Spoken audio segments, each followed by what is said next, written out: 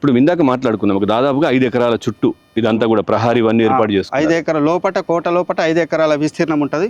మొత్తం ఈ కోట యొక్క చుట్టుకొలత 780 మీటర్ల చుట్టుకొలత ఉండేది.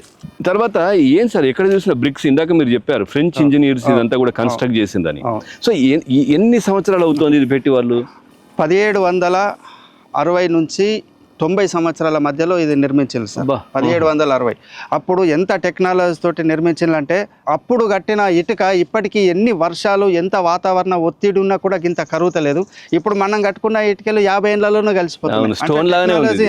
లాగానే ఉంది ఇది. ఇటువంటి దాన్ని ఇంకా పరిరక్షిస్తే ప్రభుత్వం ఇంకా ఎన్నో సంవత్సరాల వరకు భావితరాల వరకు అందించవచ్చు. అదొకటి. సో వీళ్ళు ఏ విధంగా దీన్ని మనం ఈ బ్రిక్ తయారు చేసిందో కూడా మనం చూస్తుంటే కనుక ఇప్పుడు బ్రిక్ ఈ డంగు సున్నములో దాన్ని కరక్కాయ కలుపుతారు, తాటికల్లు కలుపుతారు, ఎగ్గు కలుపుతారు.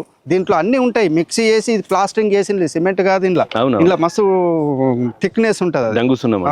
డంగు సున్నంలో ఇంకా చాలా పదార్థాలు మిక్సీ చేసినవి ఉంటాయి. అదే తర్వాత సార్ ఇప్పుడు దీంట్లో ఇక్కడ వాళ్ళు ఉండడానికి ఏమి ఏర్పాటు చేసుకోలేదు. ఇక్కడ ఇది ఓన్లీ సైనిక గుడారం మాత్రమే. లోపట మధ్యలో 2 సైనికులకు నివాసం ఉండే 2 బిల్డింగ్స్ ఉన్నాయి. కాకపోతే అవన్నీ మొత్తం కూలిపోయినాయి. అవి ఇది ఇక్కడ ఓన్లీ నిర్మల్ పట్టణంలోకి ఎవరైనా వస్తుంటే వీళ్ళు ప్రొటెక్ట్ చేయడానికి, పర్యవేక్షించడానికి, అడ్డుకోవడానికి మాత్రమే దీన్ని ఏర్పాటు చేసుకున్నారు. ఇది ఓన్లీ రక్షణ స్థావరం. ఇది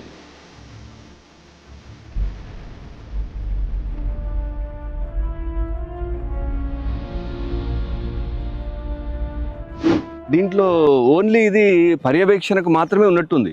రాజులు గాని ఇట్లాంటి వాళ్ళు దీంట్లో స్టే చేసినట్టు అనిపించలేదు. మరి వాళ్ళు ఎక్కడ ఉండేవాళ్ళు? సరే, ఇది ఓన్లీ సైనిక స్థావరమే. ఇక్కడ నిర్మల్ని చూస్తే మనకి ఇది ఒక కోట.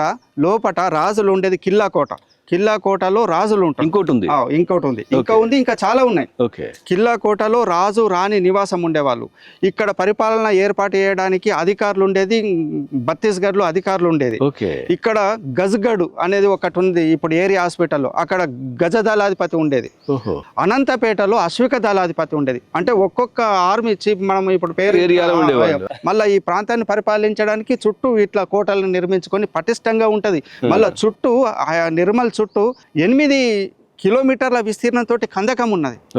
మళ్ళా 5 కిలోమీటర్ల చుట్టూ మొత్తం కర్టెన్ వాల్ ఉండేది. కోట లోపలికి వెళ్ళాలంటే 2 గేట్లు మాత్రమే ఉండేది. చుట్టూ గోడ ఉండేది, మళ్ళీ కందకం ఉండేది. అందులోకి ఎవరు వచ్చేది కాదు. సార్ ఇందాక మనం మాట్లాడుకున్నట్టుగా ఫిరంగి గురించి ఇక్కడ ఐరన్ కూడా ఎక్కువ ఉంటుంది, ఫిరంగులు కూడా తయారు చేసుకునే వాళ్ళు ఇవన్నీ చెప్పారు. సో ఒక్కటి అయితే ఇంకా కనిపిస్తుంది మనకు. సార్ ఇది ఫిరంగి. ఇది ఒక్కటే కాదు, నిర్మల్లో ప్రస్తుతం మనకు కనిపించేటి 33 ఫిరంగులు ఉన్నాయి నిర్మల్లో. ఎందుకు ఇది ప్రభుత్వం దీన్ని పర్యవేక్షించట్లేదు, జాగ్రత్త చేయట్లేదు సార్? ప్రభుత్వము ఇక్కడ ఎక్కడెక్కడ ఇటువంటి కెనాన్స్ అంటే ఫిరంగులు ఉన్నాయో వాటన్నింటిని కలెక్ట్ చేసి ఒక మ్యూజియం ఏర్పాటు చేయాలి. మేము గవర్నమెంట్కు ఇప్పుడు నిర్మల్ కలెక్టర్ చాలా శ్రద్ధ వహించి అనేక రిప్రజెంటేషన్స్ ఇచ్చిళ్ళు. నేను కూడా ఒక రిప్రజెంటేషన్ రాసిన, పర్యాటక అభివృద్ధి శాఖకు రాసిన. మేము ఇటువంటి అన్ని తీసుకొచ్చి నిర్మల్లో ఒక మ్యూజియంను ఏర్పాటు చేయాలా.